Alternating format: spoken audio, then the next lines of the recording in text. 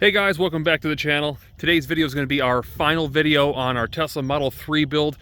Now yes, there'll probably be videos on this thing in the future, but as far as our rebuild, this is the finale video, and it's actually going to be a hybrid video.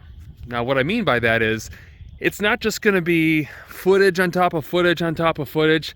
I have hundreds of hours of video in this, and I decided to trim everything up and do a little narration to let you guys know exactly what was going on, just to keep it cut and dry. Now you guys know I like to babble, so I don't need any more, I guess you call it, fat stuck in the video. So we're gonna go ahead and cut right to the chase and get into what we need to get into.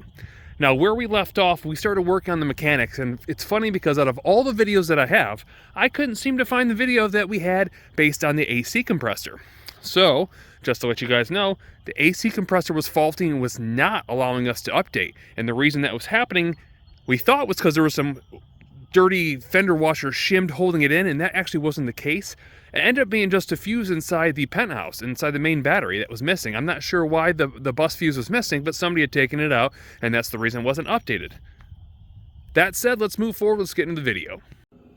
Okay guys, so we're making some progress. After finding out that the AC compressor knowingly was bad, but after being replaced, it actually let some of the other items work again or function again. The last known thing that I know that is bad on this vehicle is the rear drive motor. Now we looked at it, we knew that the rear mount was broken off. However, what we didn't know was that it internally was bad. And something inside is bad because I know it's not responding.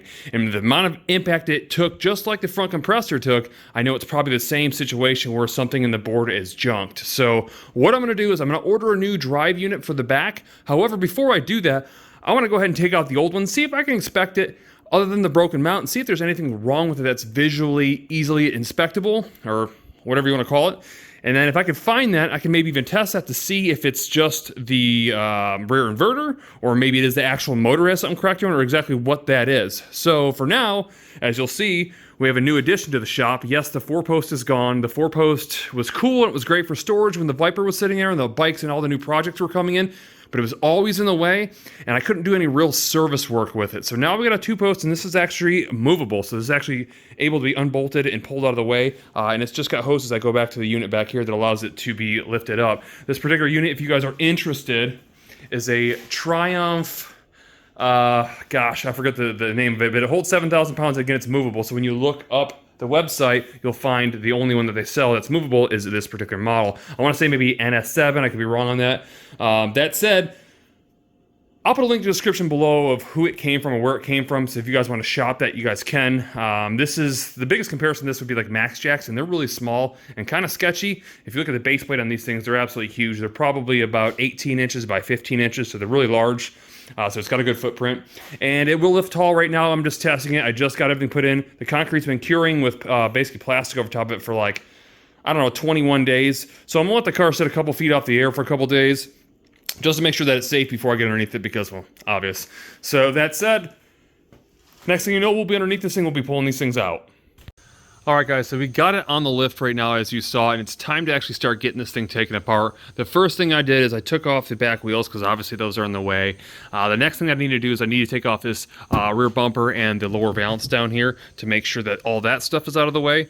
But I want to let you guys know, if you guys don't have a lift, it is still possible to do this. It is not impossible at all whatsoever, but you do have to get the car probably, I'd say, a good 18 inches off the ground to make sure it has clearance when you drop the motor. If you do it the way I show you, without replacing these rear, without removing these rear struts or shocks or whatever they are, you won't have that big headway in your room, and you'll be able to get this thing out a lot easier because it won't need as much clearance. So again, if you're going to do it at your home and you don't have a lift, you'll definitely want to do it the way I'm showing you. Let's go ahead, let's get this back bumper off real quick, and then we will take the next step. Okay, so the back bumper and the lower valance is now off. I got it lowered a little bit right now so it was easy to get to the bumper. Now that it's off, the next thing that the book is wanting me to do is want me to go to service mode, and it wants me to run the EPBL service, which I imagine that stands for electronic parking brake. So I said something a little bit different on my own terms. I went ahead and put it in transport mode, as if you were towing it, which releases the parking brake.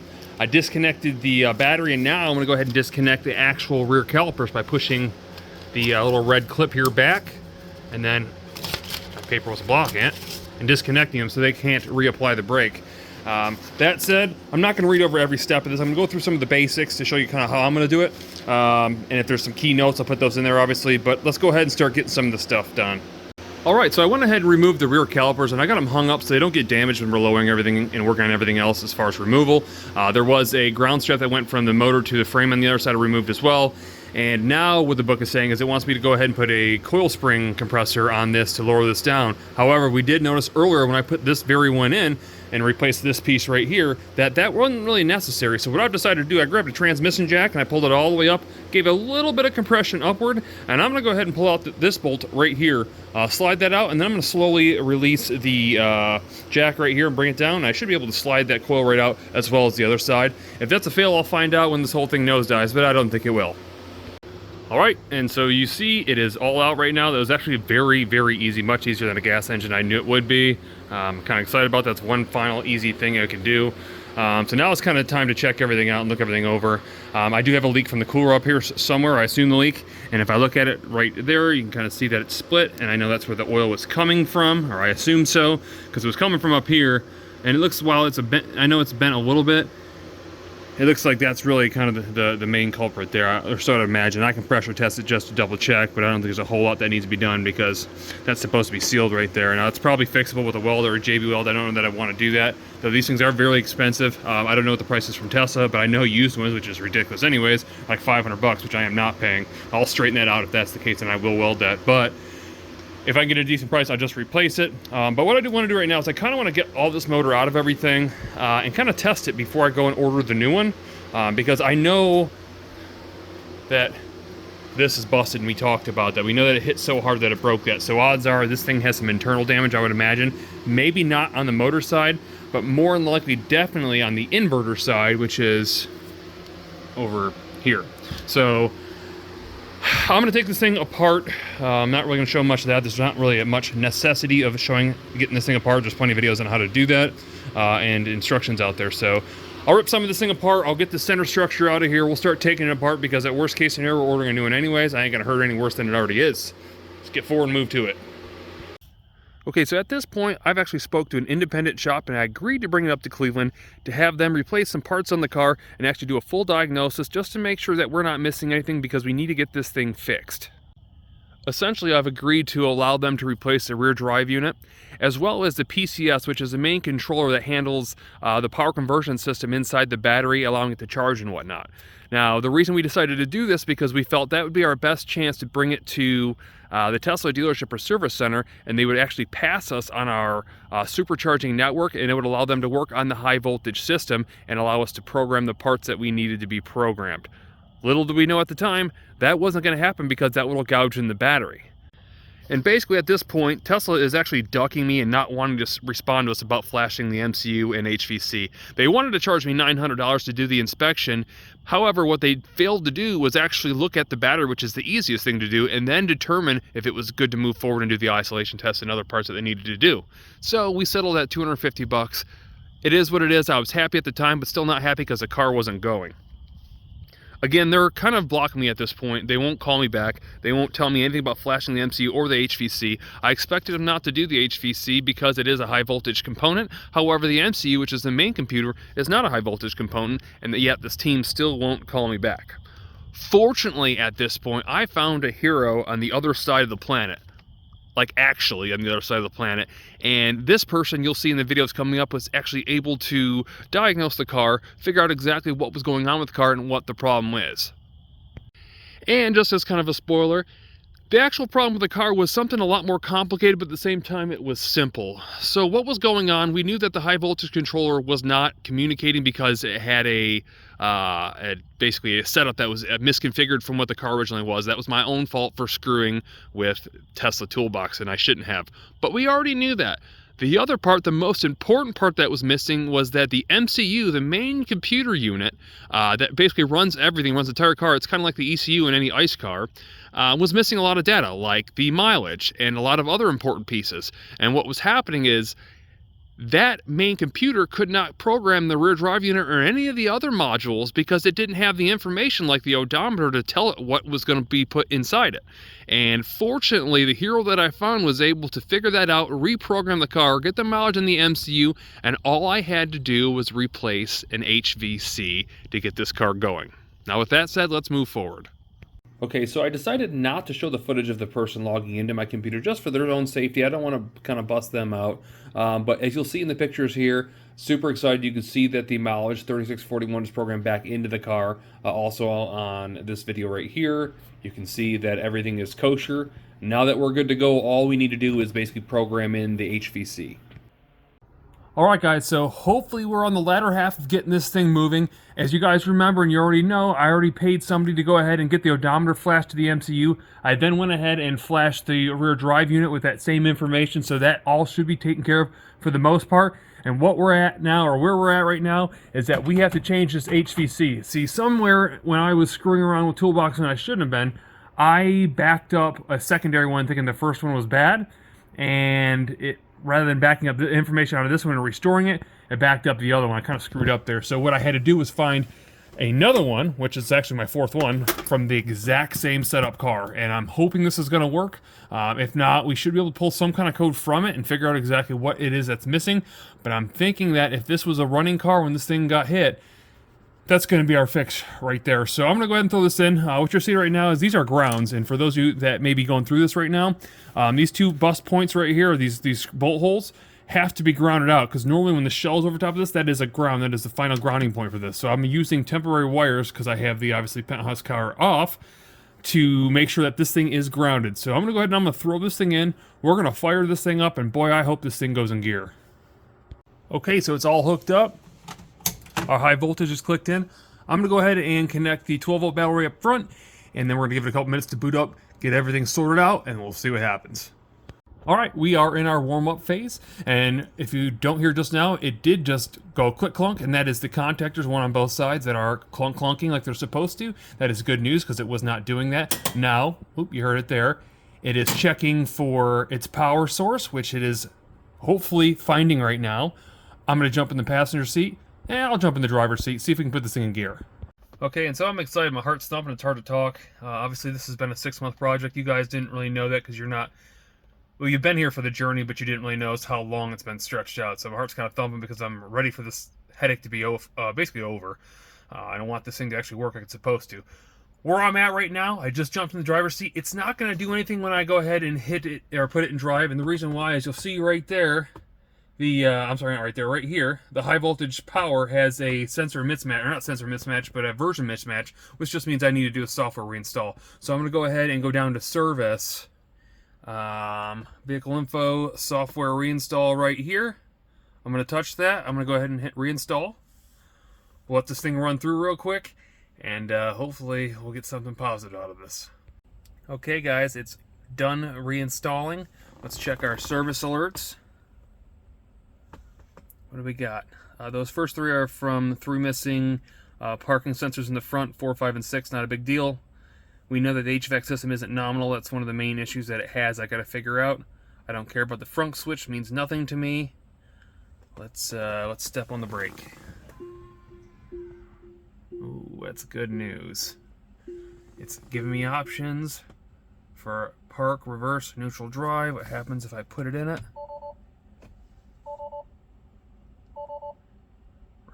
Refrigerant decommission.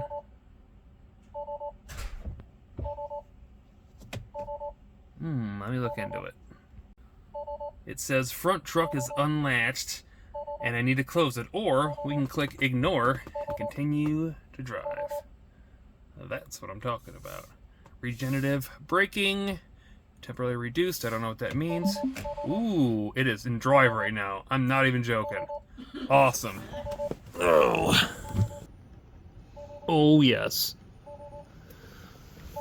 Guys, we have a running, driving car.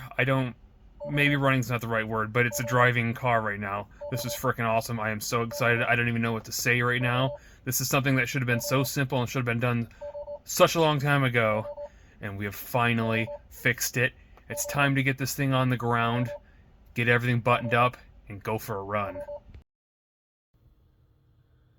Alright guys, so now that we know that the project is complete, it's time to go over a little bit of Q&A. Now I put a list of questions and answers together for you guys, not just from questions that maybe I thought you could want to maybe know the answer to, but also what people have asked me for, both on the forums that I'm on, as well as here on YouTube, and direct messages. So what I want to do is go through those, let you guys know exactly what this was like for me, and kind of my insights as to owning an EV, especially a Tesla, and whether it's good for you, or whether, you know, doing one of these builds is actually good or worth it to you. So that said, let's get into it.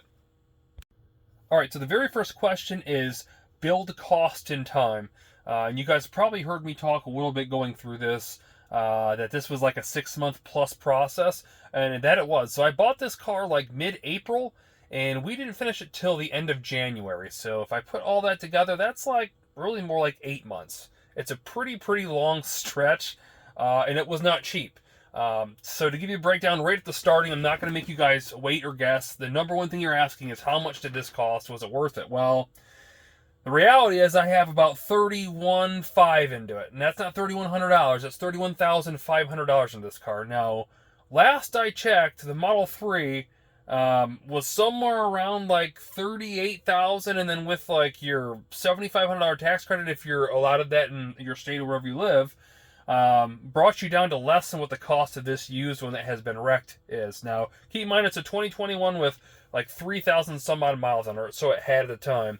So yeah, so in comparison, you could have a brand new one, 2023 with 0 miles and a full warranty, or a 2021 with 4,000 miles, been wrecked twice and no warranty whatsoever, and a crap ton of work to put into. So if that kind of gives you an idea of where we're at, I don't know what else will. But my situation can vary. Now that I've done it before, things like that can change. I know that there's things I could have cut as far as costs, and we'll get into that, some of that stuff here as well. Moving on to the second question, people ask about Tesla support. Well, as I kind of shared with you, being that the battery had a scratch in it, or gouge, or whatever you want to call it, really is more or less a really light dent, essentially there was no support whatsoever. So Tesla pretty much just shunned me down. If I didn't want to spend the $17,000 on a battery, they're pretty much, screw you. You didn't buy the Kool-Aid, and you ain't going to drink around here. And that's just really what it came down to. If I hadn't had that damage on the battery, let's say this was a clean hit, and you know what? I fixed the bumper and fender and whatever else, everything was good to go, battery was clean, I could have paid $900 to do a salvage inspection. Salvage or not, they're going to make me do it regardless, even though it's already a rebuilt title. They made me do it anyways. They don't care. They consider it salvage, even if it's got a dent in the fender. It's ridiculous. But if I'd have paid that $900, I could have had that cup of Kool-Aid. So to kind of answer that question a little bit more direct, was there any Tesla support? No, none whatsoever. All they cared about was me spending the money. In a way, I understand that, again, as I spoke about the safety for the people, the technicians working on the batteries and whatever else. I get that. But when you look at the way these things are put together, there's quite a gap in the bottom of them. If there was a problem with the battery, it had already caught fire, so I don't think that would be a problem. So it is what it is. The other side, that looking a little bit deeper into that, the part that really irks me is they wouldn't work on anything on the car. Supposedly, they told me that they could only not work on the high voltage. Now, the high voltage consists of the battery, the drive motors, and the AC unit. That's high voltage. Nothing else in the car is high voltage. And even if I wanted them to program the MCU like we had done, technically speaking, they should have done it. But they didn't. So, you know, if I really wanted to push, yeah, I could have got an attorney and made them do it. I didn't want to go that far, but that was going to be my next step if I didn't find the savior that I found to fix this car. So I hope that better answers your question. If there was support, I would say no. Had I never had the accident damage on the battery, potentially. All right, moving on to the third question, build quality. Would I consider this car a luxury or economy car? That's kind of a funny question. And I'll say that I'm getting more used to this car. So the car is growing on me. There's a lot of things I do like about it. Do I think it's a luxury car? I'm going to say no. I think it's probably both. It's a luxury economy car. What I mean by that is this car is really more... It might be on the higher end of like a Chevy Cruze. Or something. Like, it's definitely nicer than most domestic cars. But it's, you know, I think really what throws it off is the fake leather, the vegan leather. It just doesn't do it for me. And when you can buy aftermarket seat covers from China that are made of whatever vinyl and that are 1,000% better and very similar to cat skin leather, I don't see why Tesla didn't do that. That makes me kind of look down on them for that. But I don't think it's a luxury car at all whatsoever. I speak for the 3 and the Y. Those are the only cars I've been in. I've not been in an S or an X.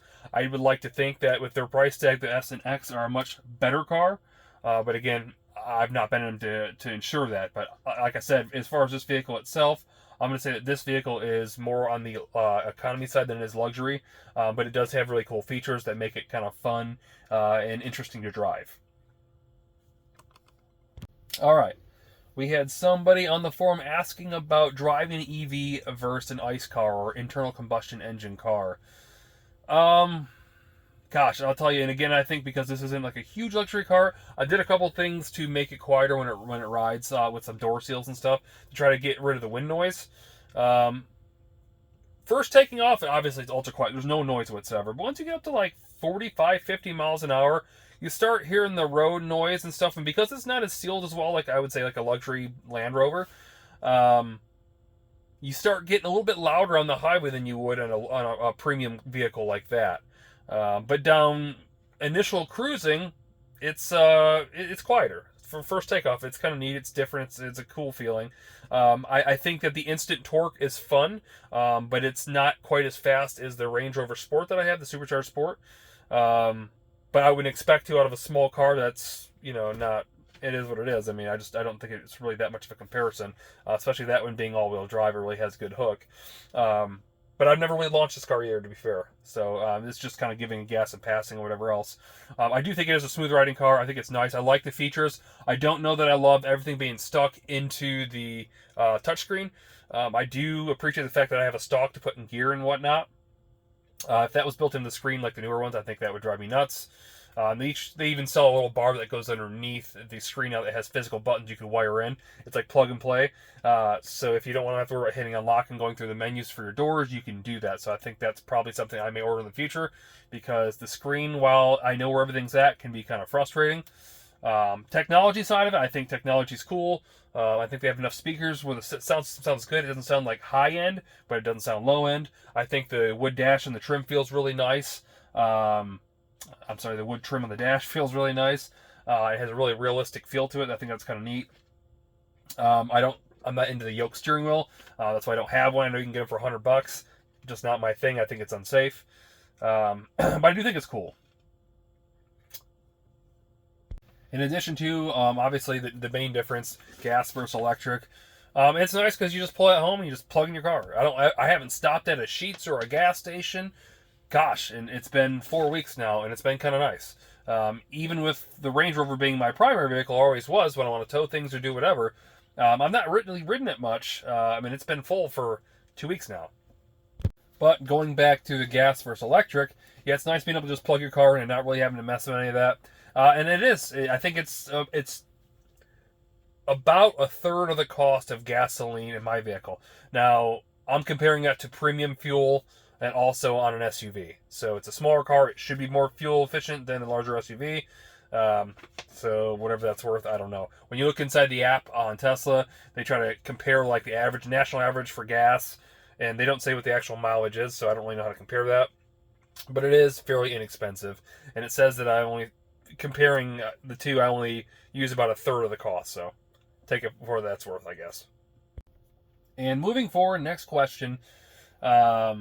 One of you guys actually sent this question in, and they wanted to know about Tesla service centers from location to location. And part of the reason that was, in one of the videos, I believe I talked about having to bring it all over the place trying to get inspections done. I think that had to do with trying to get that salvage inspection done correctly, and that's why we spent all the extra money putting the extra PCS and all that into it. I will say that my personal service center is absolutely awful. Now, if I'm being honest, I wanted to go full force with you guys and bring you guys in there on camera, and I wanted to expose everything. But I really just didn't want to get anybody fired. Like, I know a lot of the lies that come for this stuff comes from the top down. I'm almost certain of it. And I don't feel right in getting somebody fired, even though I don't feel like they're doing the customer justice, if that makes sense. Now, that being said, there was another dealership that I went to that was farther north, and they were really good. They tried everything that they could have from just the service center side to be helpful and do things for me, and I really did appreciate that. But all the same, I think if you walk into any Tesla dealership, into the service side, and expect them just to, like any dealership, to say, oh yeah, here's the keys, here's the answers, I don't think you're going to get it. And I think you're going to get a lot of runaround. And we'll get into a little bit on the next question. But I don't feel that some locations are as good as others, but I think kind of all of them were kind of told essentially from top down, don't sell them parts, don't do anything unless they're under service, just try to sell them another car. I have my opinions as to why that is, but that's kind of my feeling of it. So there is one very important thing that I do want to share with you guys, and that's about ordering parts. There is an absolute huge misconception on being able to order parts from Tesla's service centers. Now, if you walk in there and you say, hey, I need a fender, I need a mirror, I need a hubcap, they won't sell you nothing next to something basic you can buy at Advanced Auto Parts. And that is absolutely illegal for them to do, and that is not the truth. There is a whole different setup in how these parts work. You guys can actually look at this your very selves. If you go to epc.tesla.com, which I believe it stands for electronic parts counter, maybe. You can pull up the actual parts diagram yourself. You will have to sign up for an account. It's free. It doesn't cost anything. So supposedly at this point, it hasn't. So you can sign up for that account, and you can go in and you can look, as you'll see right now here on my screen, you'll see you have a couple different options. And what we'll do is we'll pull up some of the body panels here, and you'll see that there are some items that'll say over the counter, which means just like anything, just like medication, anybody in the world can come up here that's of age and buy these parts. Then you'll see there is restricted, which I believe now is considered unrestricted. I'm not sure how that's changed. And that essentially is for Tesla's body shops. They're certified body shops to buy parts that are major parts like the rear quarters. The rear quarters are actually molded to the car and don't just come off. And because of that, they consider those main parts, and only the body shop can order those. That same thing goes with certain, like, I believe it's remanufactured drive units and things like that. You'll see that it is restricted / unrestricted. And again, you as just the average person can't walk in and buy those. And I understand that, but those parts are very far few and in between. And the very last category here is going to be Tesla only. And the majority of all I saw with Tesla only, it was just simply painted body parts. So if I wanted to come in and buy a hood, which normally I could just buy a hood over the counter, I cannot buy a white painted hood because that's Tesla only. Only Tesla will sell you those specific parts that are already painted. And I guess because they've done the work on the actual panels, they have that right to do so, which is fine. Now, the part that really irks me here with the parts counter, these guys will act like they have no idea what they're doing. They don't know if they can sell you parts. They don't know if there is such thing as that part. And they'll act like they don't know how to look at the service diagrams. They'll be sitting here looking at your computer, and they do not want you to see their screen, okay? But you can sit there on your phone and pull it right up in front of them and say, hey, look, I can order whatever and whatever. And that's essentially what I had to do. When I went to my local parts guys, I said, hey, I need a fender and I need a door. And the guy said, oh, I can't sell you anything metal. It can only be plastic. I said, what? What are you even saying? That doesn't even make sense. And I said, let's cut the shit. I'm looking at my phone right now and it says it's over the counter, it's unrestricted. I can buy anything I want within this category that says over the counter. And then he said, oh, well, let me get my parts manager. Okay. And then, of course, the parts manager says, yeah, just do what he says, because he knows I drank the Kool-Aid. I had a sip of that Kool-Aid, I should say, and I know what's going on. And you guys should be the same. So if you guys need parts, you guys crash your car, you guys buy a wrecked car, and you need something that's a simple bolt-on part, whether that be glass or body panels or a wheel or anything, you guys 100% can buy that, and do not let them lie to you. If they try to push you back, you show them on your phone and say, if you have to bring an attorney back in, you're going to do it. Don't play games with them. Because I'm pretty sure that corporate up or corporate down is telling them, just tell them to shoo them off.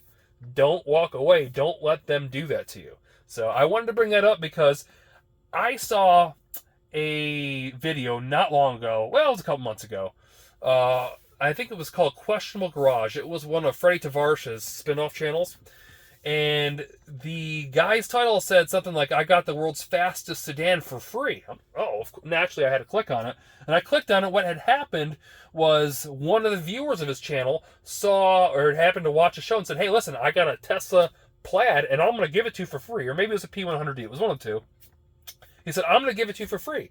And so the guy obviously didn't question it. He went and got it. And when he got there, he asked him, he said, hey, why did you give this thing away for free? You must have spent a fortune on it, 35, 40,000, and completely wrecked. And the guy said, yeah. He said, but the main problem was I couldn't get parts. He said, it was so hard to order parts and figure out parts that he's like, I just didn't want to mess with it. And here an older man is that was dealing with some serious health problems that just didn't want to deal with the headache anymore and the anxiety it was giving him, and all because Tesla was lying to him saying they couldn't sell him parts. So I find that unbelievable. I hope that doesn't happen to you. Guys, I hope you comment below and talk about this because people need to know. All your forums need to know this. People need to be aware of these things, that this is not okay. You're a manufacturer of a brand of something just like anybody else, and you have to provide these parts to people that purchased your products. So let's move forward. Now moving to the next question, which actually kind of is an interlude from the last. And this is one of my questions, actually, I wanted to share with you guys. The Tesla FTS team, or at least is what I'm told they're called, versus regular technicians. Now, the FTS team is supposedly the team that does all the high-end programming, much like we needed done with my MCU. And yes, in all fairness, I am a little bitter over that situation. However, the way it went down was that this team is a very small group of individuals, and only they can... and there's only a couple of them, I guess, per region, but only they can do this special programming. And those were the ones that shut me down and said they wouldn't do nothing for me. The technicians wanted to. They were willing to try to help, but they didn't have the means to do so. They needed a special key to be able to log in through their Tesla toolbox. It's kind of like a token.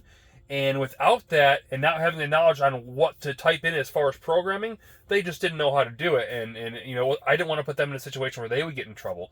But it was ultimately that FTS team, or whatever they're called, that wouldn't allow this to happen or wouldn't respond as to whether they were to fix anything. So technically speaking, my questionnaire is still out there asking, will they fix this MCU? And they have still not responded, and it's been 2 months. Go figure. So I assume I won't hear from them. But that's, again, where I said, things are coming in from the top down. I feel like pretty much they're saying, just shrug them off. Just get rid of them. Sell them another car.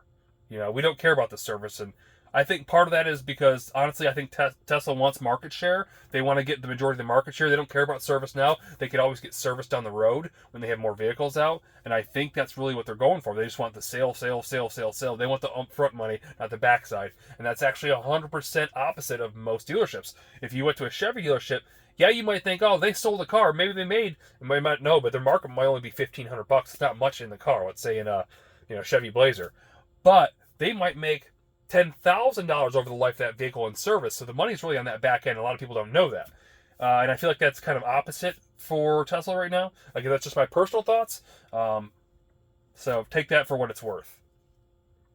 Now, in continuation, talking about top down, yeah, I feel like it's Tesla corporate basically says, they tell, let's say, for example, their service advisors, say, hey, we don't want you to fix this person's car if they got a scratch on their battery, for example. We want you just to tell them they need a new battery no matter what. And you're not going to sell them any parts to try to fix their car. Just tell them no. And so essentially that just gets pushed down to the service level, and they're not really parts people, but the service guys sell the parts. And so, they try to act stupid, like they don't really know if they're allowed to sell it, but that's definitely, you're not pulling my shirt over my head. I understand what's going on. And the reality, the funny part of that is that if I was to come back and sue and say, you were supposed to sell me this part and you told me I wasn't allowed to, the upper hand team, I think, the more corporate side of things that told the service guys not to do that would walk right out of back of those service people and let them take the bullet for it. I absolutely 100% think that, and so I kind of feel bad for those guys, and that was the reason that I didn't bring cameras in and try to expose anything, or even undercover. Just I don't want somebody to get fired because of what they were told to do, and I'm pretty sure that is the situation. Okay, and so moving forward, let's talk about the reality of owning an EV if you have battery failure. And this doesn't even have to be a situation like mine. Now, mine isn't one-off, because the reason, again, this car had that problem was because it came from auction, and they used a forklift to pick it up. And the guys picking up a forklift, they can do their best, but you're talking within millimeters. That's all it takes just to scratch something. In my case, 6.7 millimeters. So, it didn't take much to put that gouge in there to toll the car. The car was already thought to be tolled, but little did they know, now it really is. But that's not even the same situation as what could happen. Let's say that you went and bought this car brand new and you spent that $40,000, or let's say 31 after your whatever discounts you got. let's say you bought a brand new from Elon, and Elon said, here's your brand new car, you drink the Kool-Aid, you get to ride with us, and we're going to service you and take care of you. Okay, great. And let's say I'm going on a little road trip, and I go down the street, and I accidentally run over a dead raccoon. We all know they like to run out in front of people, right? I run over a raccoon, and it dents my battery. I don't notice it at the time. I'm driving, I say, you know what, it's time for some service work to be done. At Tesla, I'm going to bring my car in to have it done, or maybe I just want them to look at it in case, just to make sure there's no damage. I bring it in there, and they put it up in the hoist, and they say, whoa, you got a dent in your battery, and that's more than X amount of millimeters. This thing's junked. And you're like, what do you mean? It runs perfectly fine. Well, we're sorry to tell you, but you're void, no warranty, no nothing for you. Because while you're still under warranty or were, now you have this major failure with your battery, or what potentially could be a major failure, and you're going to have to replace this battery for $17,000. Otherwise, we can't continue to service your car. And you might be thinking, well, wait a minute, that ain't my fault. And if you don't have the coverage under your even full cover insurance, that is that special coverage to cover this, which is also the reason insurance is so expensive for these cars, then you're screwed. Either you hopefully have that insurance, or you're taking a loss on this car, and this car's totaled out. There's nothing you can do about it. Or Tesla's going to come back and say, well, you know what? We are not going to do anything in the car. You have no warranty whatsoever. Even though it only happened to the battery, no, we're not going to warranty your headlights or anything, because now it's, in our eyes, salvaged. You're screwed. And so I think that if people knew that, they might second guess on buying these cars, especially at the lower cars.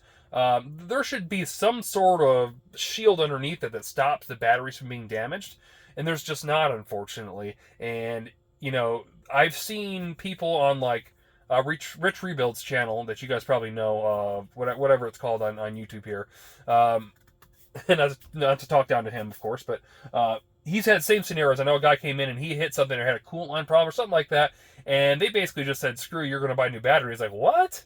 You know, this is a brand new car. I can't afford to pay $17,000 for a battery.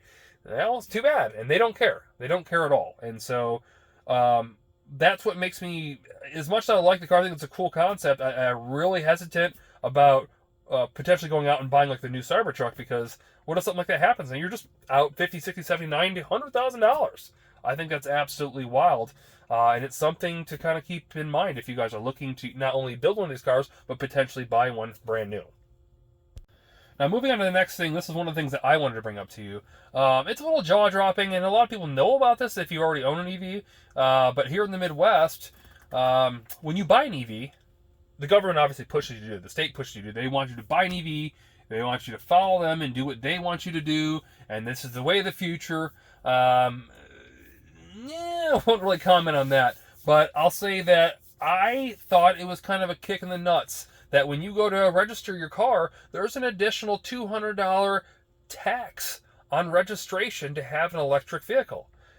And I was like, I mean, I thought I heard something about that before, but like, what? Why am I being taxed extra to use what you guys are trying to push on me? So I find that kind of crazy.